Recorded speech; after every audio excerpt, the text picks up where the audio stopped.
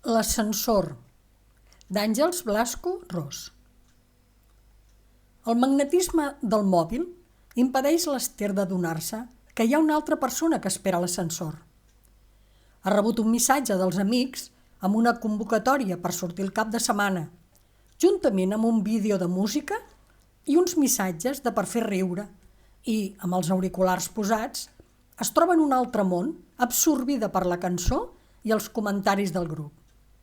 No sent l'ascensor, però algú obre la porta i entra a la cabina sense mirar, com per la inèrcia de l'hàbit. Prem el botó del pis 9è amb una indiferència adquirida amb els anys. Es fixa que l'altre ha marcat el 8è. Es treu els auriculars, apaga el mòbil i es mira el subjecte amb qui comparteix ascens. És un noi desconegut, força atractiu, de més o menys la seva edat, 20 no gaires. Ella en té 22. No l'havia vist mai per l'escala ni pel barri. Porta un manyoc de claus a les mans. Podria ser dels que han arribat aquesta setmana. La seva mare li havia comentat que al final algú altre havia comprat el pis que abans era de la senyora Agustina. Buit des que a la vella l'havien hagut d'ingressar en una residència perquè ja no podia estar sola a casa. I la filla, que residia en un altre domicili i estava més baldada que la mare, no la podia atendre. Una realitat tan quotidiana que, per desgràcia, no impressiona ningú. Una llàstima perquè la veïna era una dona agradable, però molt perjudicada, i el que li calia era assistència mèdica. No la va veure marxar, no es va poder acomiadar d'ella, i, malgrat no tenir-la molt tractada, només de tant en tant, la recordava sempre ben posada, educada i silenciosa. L'ascensor tremola, els llums s'encenen i s'apaguen, tot seguit emet un soroll com de fregament, trontolla, redueix velocitat i s'atura. No s'ho pot creure. L'ha deixada enmig del 7è i el 8è. Es mira el noi.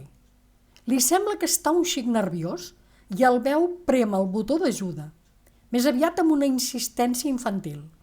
Ella tracta de somriure. No serà res, ho fa sovint, això d'aturar-se, i sempre quan més pressa tens. El jove no diu res, no es mou, els llavis premuts, talment com si els tingués cosits. El veu dret, encarcarat, enganxat a la paret del muntacàrregues, que no carrega res, i amb els ulls fixos en el sostre. Ella tracta de relaxar la situació. Vius a l'edifici? Potser és dels que s'han instal·lat al 8è tercera aquesta setmana. Jo sóc l'Ester, del 9è primera. I tu? El noi continua silenciós. Ni tan sols la mira. Està clavat en els números dels pisos. Es manté immòbil des que han entrat a la cabina que no ha tret les mans de les butxaques. Se senten veus a l'escala, la majoria conegudes. Uns veïns han sortit en sentir l'alarma. Reconeix la del seu pare. L'Ester crida per fer-li saber que és una de les dues persones que s'ha quedat atrapada a l'ascensor. Immediatament rep una trucada de telèfon. Veu el número de la seva mare que, en respondre, li demana que no pengi per mantenir-se en contacte mentre el pare truca a l'empresa de l'enginy defectuós perquè els vinguin a treure i a solucionar el problema. L'Ester ho troba assenyat. Si més no, així no s'avorrirà. Li comenta a la seva mare que està acompanyada d'un noi que no parla, però que porta dues claus penjades del cinturó i podria ser un membre dels nous veïns. Les claus s'assemblen a les d'ella i ha marcat el pis número 8. Li arriba la fressa d'una petita concentració d'habitants de l'escala i molta xerrameca. Una veu de dona li demana tranquil·litat i ànims que aviat els trauran. És inconfusible. Es tracta de la Ramona, del 7è segona, una amiga de la seva mare de quasi tota la vida, mig vident, mig exòtica, que sovint els hi llegeix el futur, amb més voluntat que encert, cal dir-ho, però amb molt d'amor. Els hi augura una ràpida solució. L'Ester somriu, es mira el jove, que no ha mudat de posició, i confia que sigui veritat. Mira el rellotge. Només porten 7 minuts retinguts i ja li pesen. La seva mare li diu que el president de l'escala vol parlar amb ella i li passa. Hola, Esther, et demano que m'escoltis amb atenció. Al meu costat tinc el cap de família dels nous veïns de l'escala. L'home creu que l'altra persona que està amb tu podria ser el seu fill. El noi no està bé. Fa poc va tenir un accident i, a més de no tenir cordes vocals, en situacions que no controla, com l'aturada de l'ascensor, pot quedar com paralitzat. El seu pare t'agrairia que el tractessis amb amabilitat i em demana que el disculpi si aquest tràngol t'incomoda. Per identificar-lo m'ha donat unes indicacions. Jo te les diré i tu, senzillament, respons amb un sí o un no. Així sabrem segur que es tracta del Roger, el seu fill, i el noi no l'inquietarem si sap que ens referim a la seva persona. L'home no es pot comunicar amb el noi perquè només ha baixat al vestíbul a buscar el correu i no s'ha endut el mòbil. Una llàstima, perquè facilitaria les coses. Li he dit si volia parlar-hi a través del teu, però m'ha explicat que fins que no reaccioni no acceptarà res ni a ningú que li sigui estrany. Així que, de moment, farem nosaltres. L'Esther respira fondo, mira el mirall que decora els 3 panys de la cabina i contempla aquella estàtua que no s'ha mogut ni un mil·límetre des que s'ha aturat l'enginy imperfecte i respon. Està bé, mama, no penjo i ens anem parlant. A veure si així passa l'estona. Què em deies? Molt bé, Esther. El Roger és alt, prim, porta una jaqueta d'aquestes amb caputxa de color negre i cremallera. Texans, sabatilles esportives verd fosc. Té els cabells negres, una mica llargs del serrell, ulls grans i blau clar. I porta una arracada negra a l'orella esquerra, d'aquestes que semblen de fusta, a més d'una ungla de la mà esquerra pintada de verd. La de l'índex, em diu el seu pare.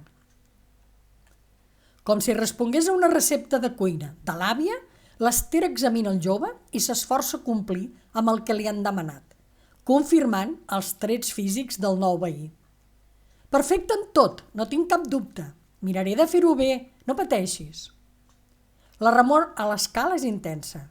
Se senten xiulets de mòbils, pujades i baixades de persones que no se sap si venen o van. La seva mare li comunica que han pogut parlar amb el servei tècnic i els hi han assegurat que en menys de mitja hora estarien allà. L'Esther sospira, dedica una llambregada al company silenciós i decideix prendre-s'ho amb tota la calma possible. Es treu la jaqueta, diposita el parell de llibres que portava al braç en un racó del terra de l'ascensor i s'hi asseu a sobre. Si més no, que serveixin per alguna cosa, no et sembla, Roger? No hi ha resposta, però he pogut distingir un lleuger moviment en el jove en pronunciar el seu nom. Reposa el mòbil damunt les cames, els peus encarcarats a la paret de l'altre costat de la cabina i la jaqueta fent-li de coixí per a l'esquena. No està gaire còmode, però ho intenta. Ja porten 12 minuts tancats. S'acomoda i tracta de parlar amb naturalitat. Em sembla que en tindrem per una estona. Jo sóc una mica xerraire i, quan estic nerviosa, no tinc aturador. Així que si vols que pari, només m'ho has de dir. O em pots fer un senyal, d'aquests internacionals, amb la mà alçada i callaré. Un xiulet al mòbil, que manté en línia oberta amb la seva mare, li comunica que té un missatge d'una amiga. Parla com per a ella. Coi, no recordava que estem preparant una trobada per al cap de setmana amb els col·legues i m'entraran tots els missatges. Justament ara que haig de mantenir la línia ocupada amb aquest desastre.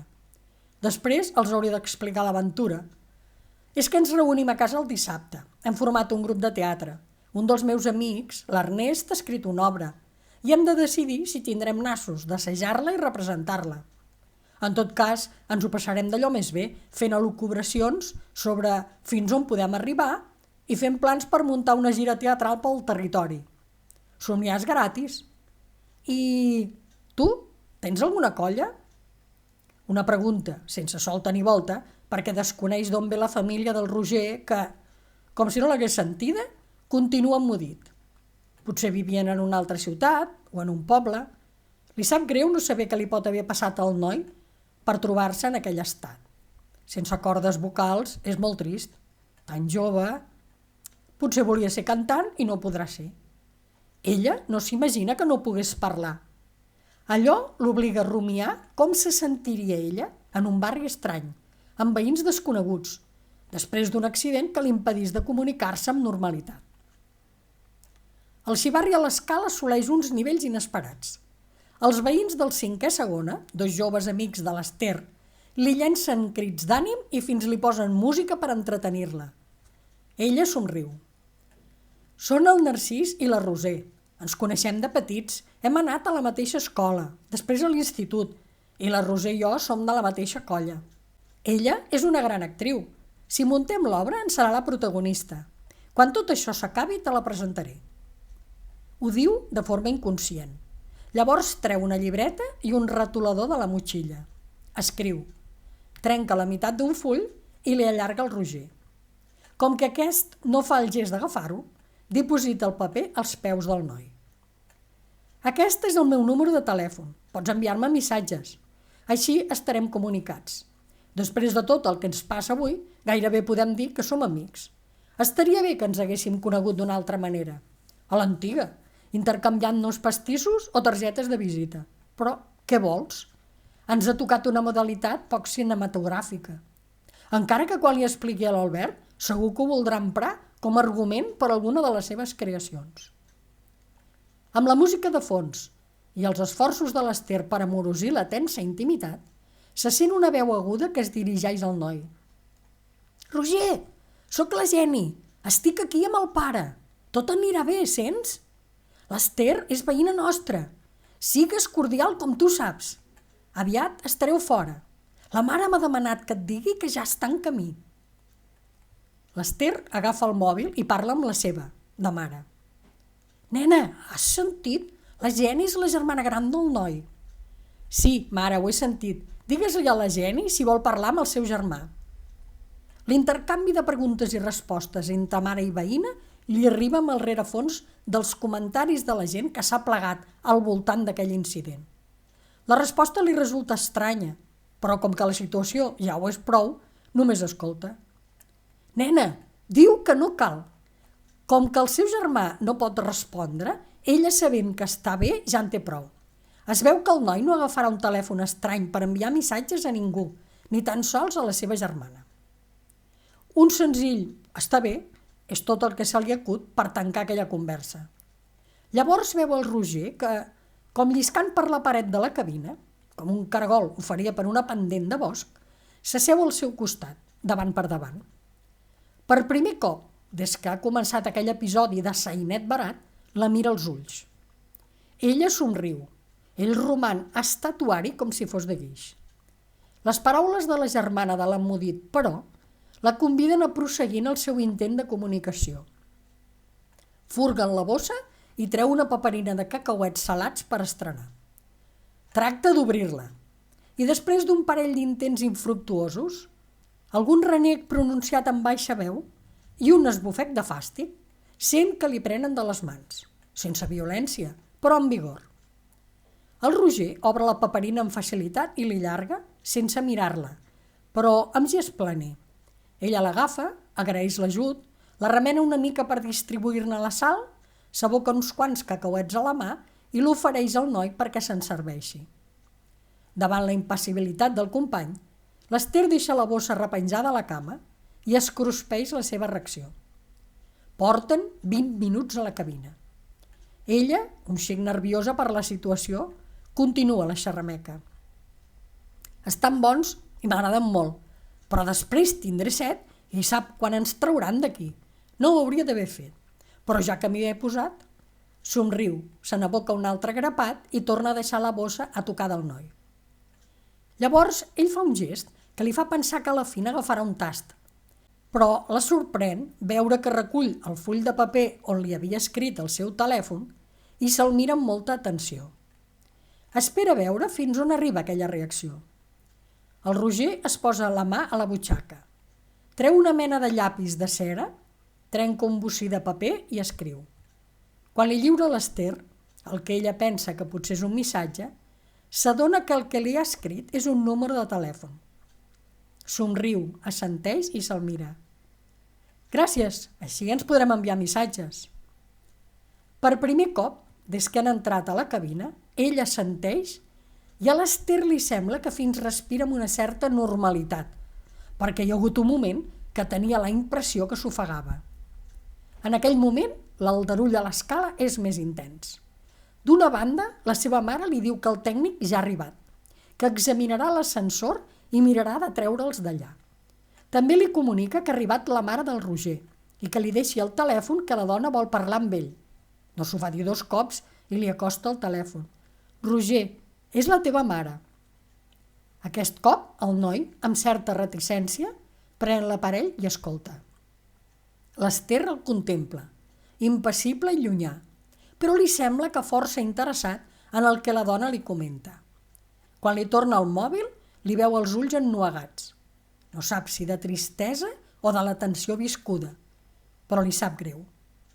Reprèn la conversa amb la seva mare, intermediària d'aquell episodi, per assabentar-se que el tècnic, en pocs minuts, els farà descendir fins a la planta baixa, perquè no acaba d'entendre per quina raó és el més ràpid per treure'ls d'allà.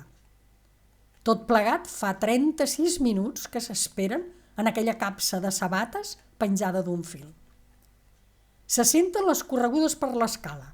Una munió de veïns baixen com si escalés foc.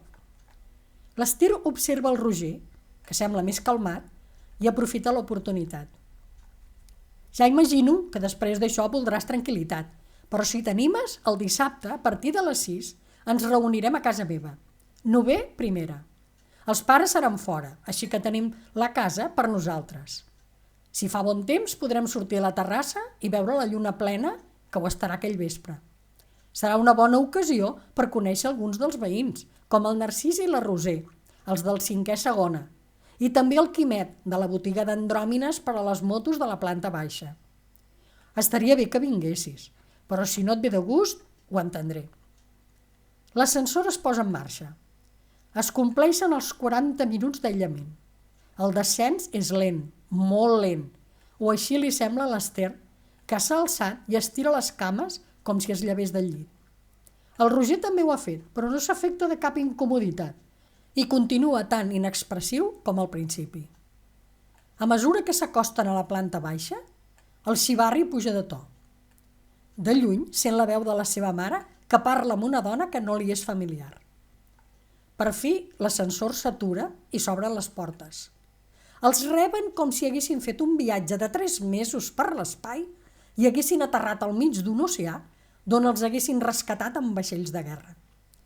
L'Ester parla amb els seus pares i la Ramona, que també ha baixat per afegir-se a la benvinguda que ofereixen a la parella de segrestats per la maquineta impresentable. 1 metre enllà, observa l'abraçada que dispensen al Roger, tant la mare com la germana. S'adona que realment estaven preocupades per ell. No sap si és imaginació seva, però té la impressió que el Roger mou els llavis i elles, la mare i la germana, entenen el que diu. En un 3 i no res, la gent es dispersa, cadascú a casa seva. Només resten al vestíbul el president de l'escala, els 2 tècnics que parlen amb ell sobre la reparació i les famílies de l'Ester i el Roger, comentant l'ensurt. Els pares del Roger s'acosten a l'Ester per agrair-li la paciència i amabilitat que ha tingut amb el seu noi. No ha estat una bona experiència i només arribar a l'edifici. Malgrat tot, asseguren que estan contents d'haver-la conegut i esperen que podrà haver una bona relació de veïnat entre ambdues famílies. Els pares de l'Ester s'afegeixen a aquells desitjos i parlen amb els pares del Roger de coses de la finca, del barri i de tantes coses més. Un xic apartada d'aquella conversa, l'Ester envia missatges a la colla, breus però informatius. Riu d'algunes respostes i treu foc a l'episodi, més emprenyador que altra cosa. En aquestes es troba quan li entra el missatge. És del Roger, no s'ho pot creure. El noi li dona les gràcies per tot i li demana que el disculpi per ser un talòs. Es gira per buscar el company d'Odissea i el veu al costat de la seva germana, tots 2 somrients, i que caminen vers ella. Hola, Ester, sóc l'Eugènia, Geni, la germana del Roger. Gràcies per acollir-lo. Per ell hi ha coses que encara són molt difícils d'afrontar. Estem aprenent el llenguatge de signes, però encara no el dominem gaire i tampoc no hi ha molta gent que l'entengui. No té importància, Jenny. Som veïns i ens hem de relacionar i ajudar-nos, si ve el cas.